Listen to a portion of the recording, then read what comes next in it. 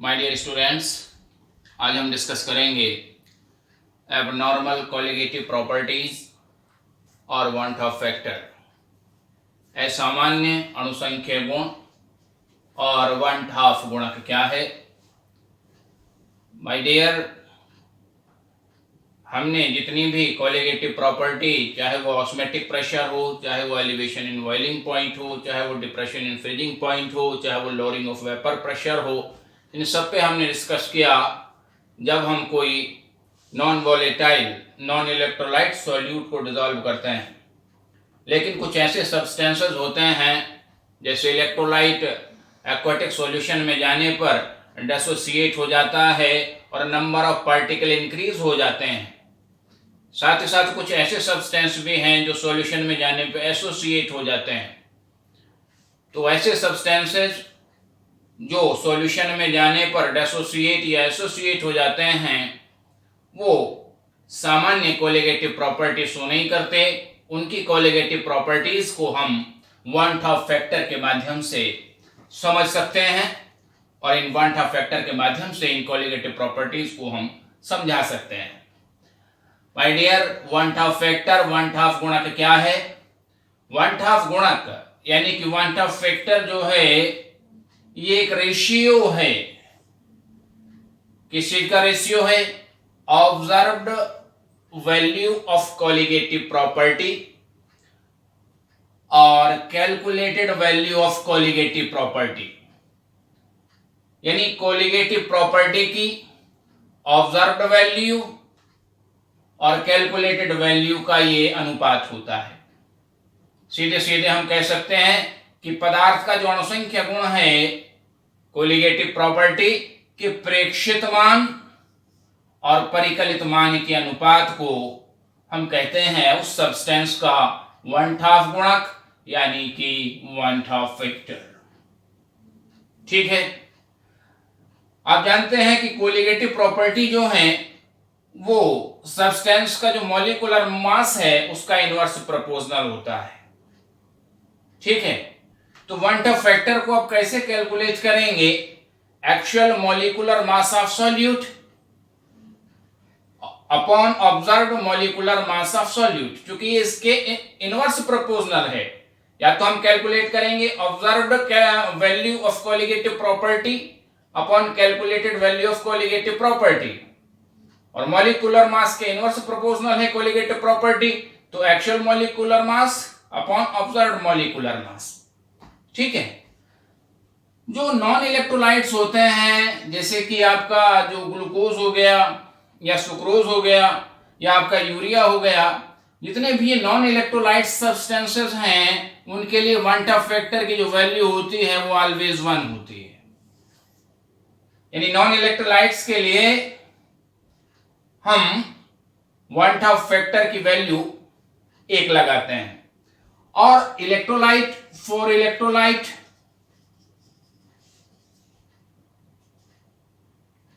आई की वैल्यू कैसे कैलकुलेट करेंगे?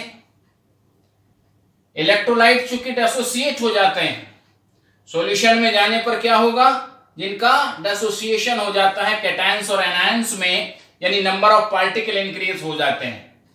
Number of particle after dissociation divided by number of particle before dissociation, after dissociation upon before dissociation। किस प्रकार से? एक छोटा सा उदाहरण लेके हम इसको समझें। NaCl का एग्जांपल हम देते हैं।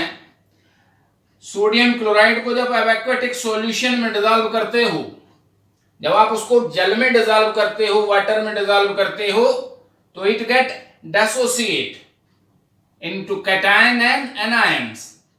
यह धनायन और ऋणायनों में डिसोसिएट हो जाता है। NaCl का डिसोसिएशन होता है Na+ और Cl- में। ठीक है, तो जब इसका डिसोसिएशन हो गया तो बिफोर डिसोसिएशन पार्टिकल कितना है? 1, और आफ्टर डिसोसिएशन कितना हो गया? 1 + 1 कितना हो गया? 2। तो आफ्टर डिसोसिएशन हो गया 2, बिफोर डिसोसिएशन है 1। तो वन हाफ फैक्टर आप कैसे कैलकुलेट करते हो? One half factor for electrolyte number of particle after dissociation, after dissociation है 2, upon number of particle before dissociation, before dissociation है 1, तो वन टफ फैक्टर NaCl के लिए वैल्यू आती है, क्या आती है 2। यदि हम मान ले कि it is completely dissociate, 100% dissociation जब इसका हो जाता है। दूसरा एग्जांपल हम लेते हैं बेरियम क्लोराइड के लिए। इन बेरियम क्लोराइड एक्वाटिक सॉल्यूशन, जब हम बेरियम क्लोराइड को जल में घोलते हैं तो बेरियम क्लोराइड का डिसोसिएशन होगा Ba++ और 2Cl- में, एक Ba++ और 2 क्लोराइड आयन बनेंगे। Number of particle after dissociation 1 + 2 = हो जाएगा 3, और बिफोर डिसोसिएशन कितना है 1। ठीक है, अगर BaCl2 कंप्लीटली डिसोसिएट हो जाए, it mean degree of dissociation इसकी 1 हो, it mean it is 100% dissociate into Ba++ and Cl-, तो it give Ba++ and 2Cl-, तो after dissociation number of particle कितना होगा 1 + 2 3, कुल मिला के 3 हो जाएगा, और बिफोर डिसोसिएशन होगा 1, तो 3/1, वन टफ फैक्टर BaCl2 के लिए आएगा 3। For benzoic acid in benzene, देखिए बेंजोइक एसिड बेंजीन में अगर हम इसको डिसॉल्व करते हैं तो ये एसोसिएट हो जाता है, ये डाइमर बना लेता है, इसके जो 2 मॉलिक्यूल हैं वो एसोसिएट होके एक मॉलिक्यूल बना लेते हैं, यानी 2C6H5COOH आफ्टर एसोसिएशन, यहां पे क्या हुआ एसोसिएशन, 2 मॉलिक्यूल संगुणित हो गए। ठीक है, यहां पे हो रहा है वियोजन और यहां पे हो रहा है संगुणन, तो 2 मॉलिक्यूल इसके क्या हो गए एसोसिएट हो गए। ठीक है, और एक मॉलिक्यूल इसने बना लिया, यानी C6H5COH का होल ट्वाइस। ठीक है, तो कैसे हम निकालेंगे one tough factor, number of particle after association, number of particle after association. ठीक है, और एसोसिएशन के बाद कितना है 1 हो गया ये, और बिफोर एसोसिएशन, एसोसिएशन से पहले, संगुणन से पहले कितना है 2, संगुणन के बाद कितना है 1, तो आप देखेंगे आफ्टर एसोसिएशन 1 और बिफोर एसोसिएशन 2। ठीक है, तो 1/2 वन टफ फैक्टर यहां आएगा, बेंजोइक एसिड के लिए क्या आएगा 0.5, यानी 1/2।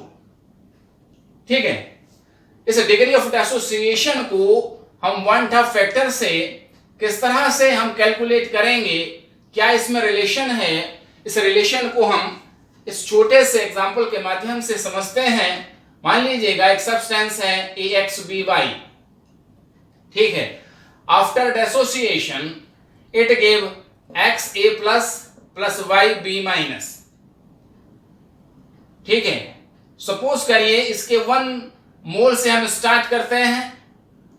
जब यहां से हमने स्टार्ट किया तो जो इनिशियल कॉन्सेंट्रेशन होगा, क्योंकि डिसोसिएशन हुआ ही नहीं, तो यहां से इन दोनों का 0 होगा, कैटायन एनायन का क्या होगा 0। तो before dissociation number of particle कितने होंगे 1। सपोज करिएगा एट इक्विलिब्रियम या after dissociation alpha mole is dissociate out of 1, एक में से अल्फा डिसोसिएट हो गए, तो रिमेनिंग कितने होंगे 1 - अल्फा। ठीक है, और ये X-अल्फा बनते हैं कैटायन और Y-अल्फा बनते हैं एनायन, सपोज कर लीजिएगा। ठीक, तो जो आफ्टर डिसोसिएशन है वो नंबर ऑफ पार्टिकल कितना होगा 1 - अल्फा, रिमेनिंग हुए ये 1 - alpha plus x alpha plus y alpha. ठीक, और वन टफ फैक्टर आप कैसे कैलकुलेट करते हो, after dissociation upon before dissociation, number of particle after dissociation upon before dissociation. तो आफ्टर डिसोसिएशन कितना है 1 - alpha plus x alpha plus y alpha upon before dissociation, यानी कि 1 = आ जाता है 1 - alpha plus x alpha plus y alpha. ठीक है, इसको सिंप्लीफाई करेंगे, I-1 = X कॉमन ले लेंगे, अल्फा कॉमन ले लेंगे, और X + Y-1 हो जाएगा। तो अल्फा = क्या हो जाएगा, अल्फा = हो जाएगा I-1 अपॉन X + Y-1, और x प्लस वाई क्या है? x प्लस वाई क्या है? Number of particle after dissociation. अगर x प्लस वाई को हम n मान लें, x प्लस वाई को हम क्या मान लें? n, स्मॉल n से अगर इसको रिप्रेजेंट कर दें तो फार्मूला हो जाएगा alpha is equal to i minus 1 upon n minus 1। ये फार्मूला है, इसको आप याद भी रखेंगे। इससे आप डिग्री ऑफ डिसोसिएशन भी निकाल सकते हैं, इससे आप वन ऑफ फैक्टर i भी कैलकुलेट कर सकते हैं अगर डिग्री ऑफ डिसोसिएशन दिया हुआ है। ठीक है, n क्या हो गया यहाँ पे? Number of ions, number of particle after dissociation. ठीक है, इस सब को हम एक छोटे से उदाहरण के माध्यम से समझेंगे। Calculate the osmotic pressure of m/10 BaCl2 solution at 27 degree centigrade.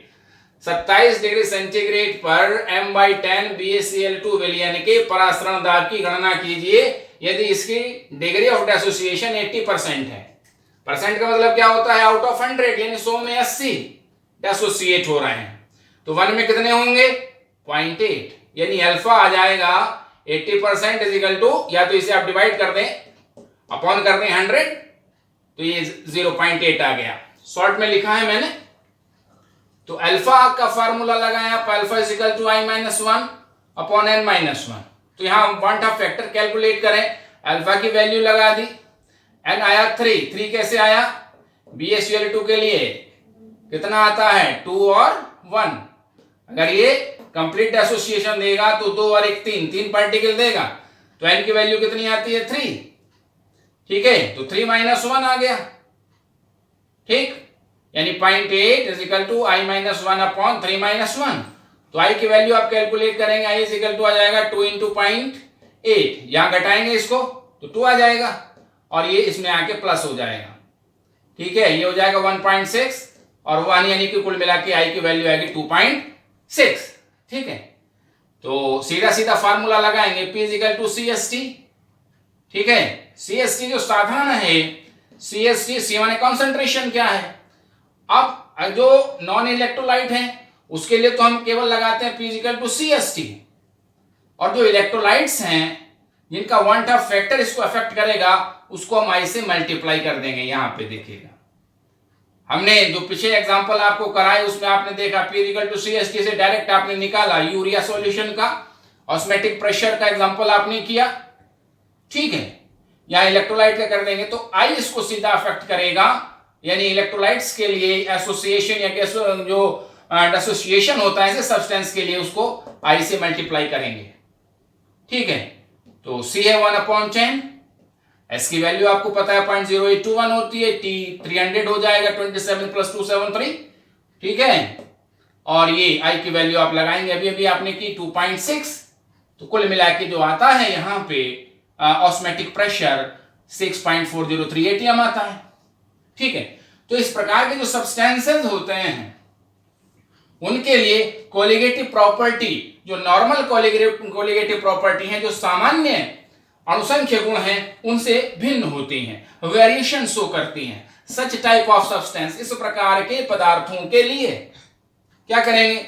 P is equal to CH2 into I, यानी ऑस्मेटिक प्रेशर अगर निकालना है तो CH2 इंटू I, और एलिवेशन इन बॉइलिंग पॉइंट निकालना है तो एलिवेशन इन बॉइलिंग पॉइंट सामान्य नॉन वोलेटाइल नॉन इलेक्ट्रोलाइट्स के लिए क्या होता है? Kb into molality.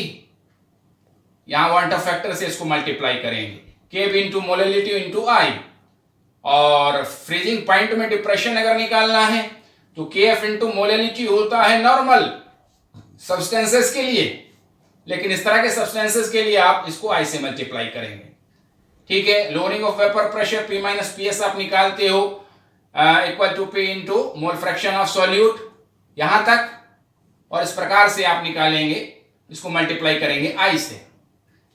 ठीक, तो इस प्रकार के जो एग्जांपल्स हैं, ये जो कोलिगेटिव प्रॉपर्टी हैं, उसको समझने के लिए देखिएगा, मैं एक छोटा सा आपको यहां पे एक उदाहरण देता हूं। मान लीजिएगा 1m यूरिया है, ठीक है, 1m NaCl है, ठीक, 1m BaCl2 है और 1m Al2SO4 का होल थ्राइस है और 1m ग्लूकोज है। तो ये अगर सॉल्यूशंस हैं और इनमें हम कोलिगेटिव प्रॉपर्टी को रिप्रेजेंट करने लगे तो देखिए ग्लूकोज नॉन इलेक्ट्रोलाइट है, यूरिया भी नॉन इलेक्ट्रोलाइट है, इनके लिए I बराबर कितना होगा 1 होगा। NaCl के लिए आपने I कितना निकाला 2 निकाला, BaCl2 के लिए आपने कितना निकाला 3 निकाला और Al2SO4 का होल थ्राइस के लिए कितना हो जाएगा 3 सल्फेट देगा और 2 एल्यूमिनियम आयन देगा 2Al++ और 3SO4 माइनस माइनस तो कितना हो जाएगा इसके लिए 5। तो यहां पे जैसे जैसे नंबर ऑफ पार्टिकल इंक्रीज होगा वैसे वैसे ये कोलिगेटिव प्रॉपर्टी इंक्रीज होगा। यदि इनका कॉन्सेंट्रेशन सभी का 1m है, अगर हम आपसे कहें कि किसका ऑस्मोटिक प्रेशर सबसे ज्यादा होगा तो सबसे ज्यादा किसका ऑस्मोटिक प्रेशर होगा एल्यूमिनियम सल्फेट का। ठीक है, अगर हम आपसे कहें कि एलिवेशन इन बॉइलिंग पॉइंट सबसे ज्यादा किस सॉल्यूशन में होगा तब भी एल्यूमिनियम सल्फेट में ही होगा। यदि हम कहें आपसे कि डिप्रेशन इन फ्रीजिंग पॉइंट किसमें सबसे ज्यादा होगा तो भी एल्यूमिनियम सल्फेट ही होगा और लोअरिंग ऑफ वेपर प्रेशर तो होगा ही होगा सबसे ज्यादा इसमें। ठीक है, तो इस तरह के ऑप्शनल सवाल भी एग्जामिनेशन में आते हैं और डेफिनेटली कंपटीशन में भी आते हैं, तो इसको आप जरूर ध्यान रखिएगा कि यहाँ पे जो वन ऑफ फैक्टर है वो इसको अफेक्ट करता है। यानी जैसे मान लीजिए 1m ग्लूकोज है और 1m यूरिया है तो इनके लिए वन ऑफ फैक्टर दोनों के लिए 1 ही आता है। तो किसी डेफिनेट टेम्परेचर पे अगर हम बात करें तो इनका ऑस्मोटिक प्रेशर भी इक्वल होगा। इनका कैसा होगा इक्वल होगा और NaCl का इससे अधिक होगा, BaCl2 का इससे भी अधिक होगा और Al2SO4 का होल थ्राइस का इससे भी अधिक होगा। ठीक है, समझ में आ गई बात? Okay, thank you.